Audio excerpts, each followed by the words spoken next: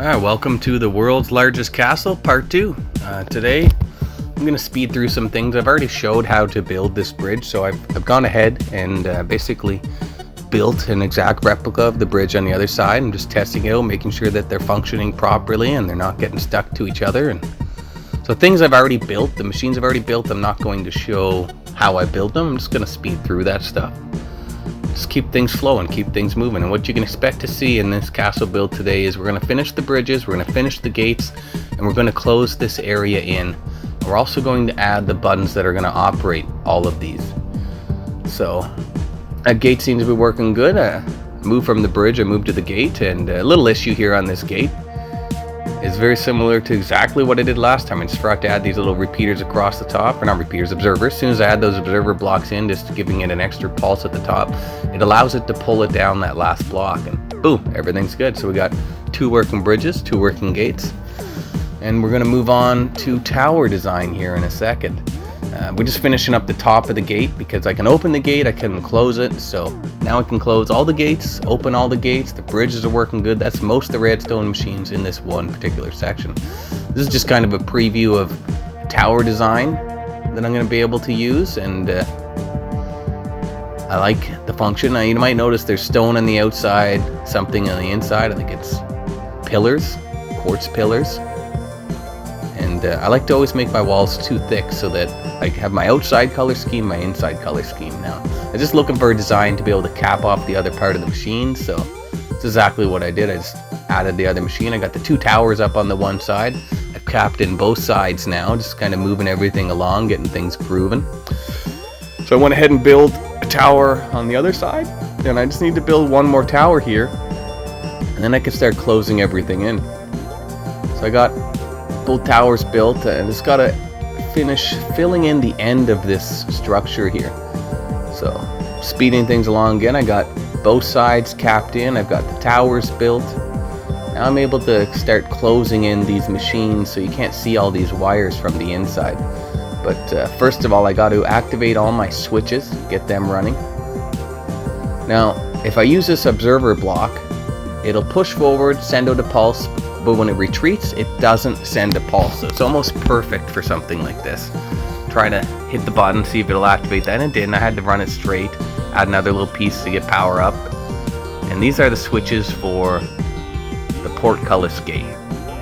So now I'm gonna build. The reason why I put these little dips in here is it's gonna allow me to later on bring in a machine, a piston that will come down, and it'll close that off. It'll cut the power off. Meaning, so it doesn't matter who hits what button down there, it's going to disable those buttons so that when the security system's activated, you won't be able to open or close a gate or extend the bridge. You won't have any control over that. That'll all be controlled by the guard at the top in the security room.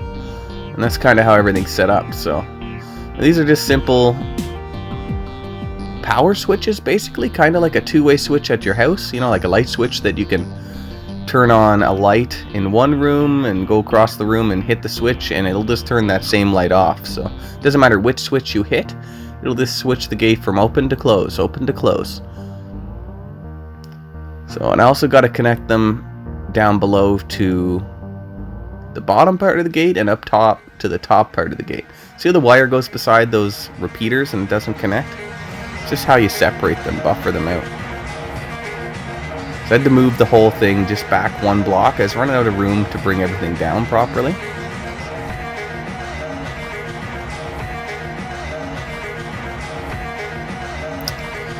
Almost done with this switch. I just gotta set everything up for the most part now. I always kind of speed through these kind of build things here. We can slow them down and show tutorials on this stuff.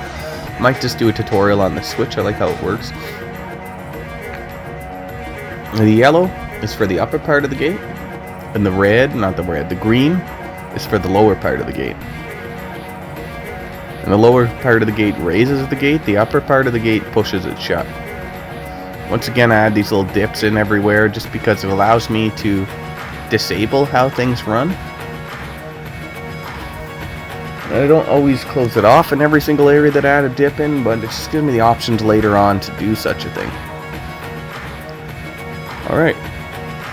I realized I don't need constant power for this particular gate, so I added that observer in so that it would just send a pulse, because I can't have it stuck on with power. I need to send a pulse, and I also noticed I put the observer at the top facing the wrong way, so now it sends the pulse forward, switches the gate open. It works good.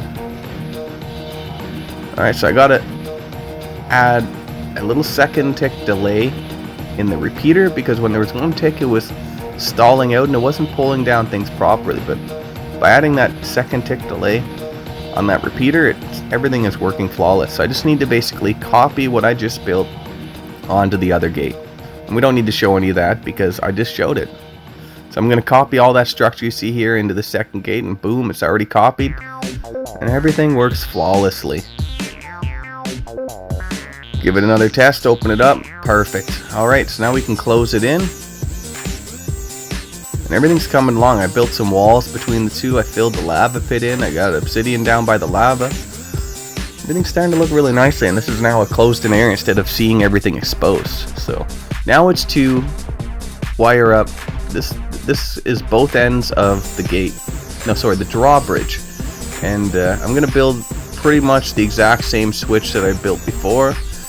But this one's not going to have a redstone or a observer. It's going to have a redstone block this time, because for the gate, spreading it across is continuous power, and then opening it up is removing that power. So I need power on, power off.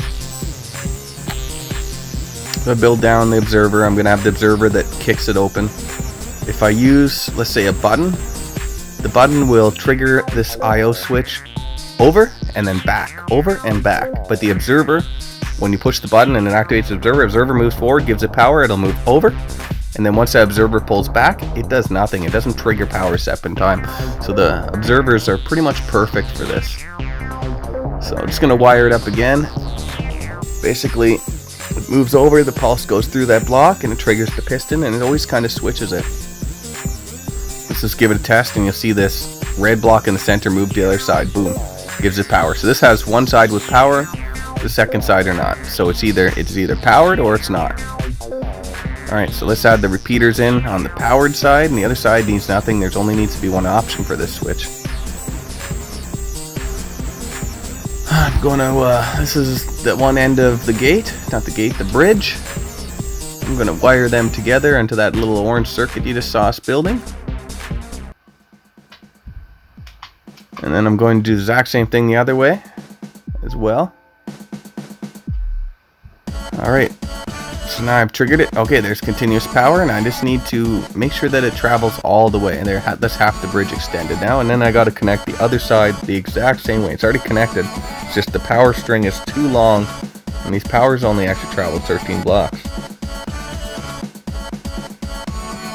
That's a long way from having to fly underneath to test things to have these buttons set up. It just allows me seeing how it functions. And once I have this whole security system activated, you won't be able to use these buttons. They will be disabled at that point. So it's just working beautifully. A couple more tests, because you know anything can mess up at any time with these machines. Alright, so now I can close in the walls. And it's just looking nice.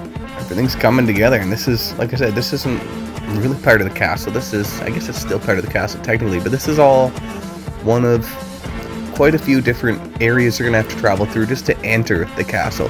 A cross up ahead is going to end where the entrance is, and the back gate on the opposite side of the castle, that's going to open into a courtyard. From there, you'll be entering into the castle. A lava pit, I think, is about 8 blocks deep. More than enough that's needed. I'm just gonna test a few different things here, making sure things are working right.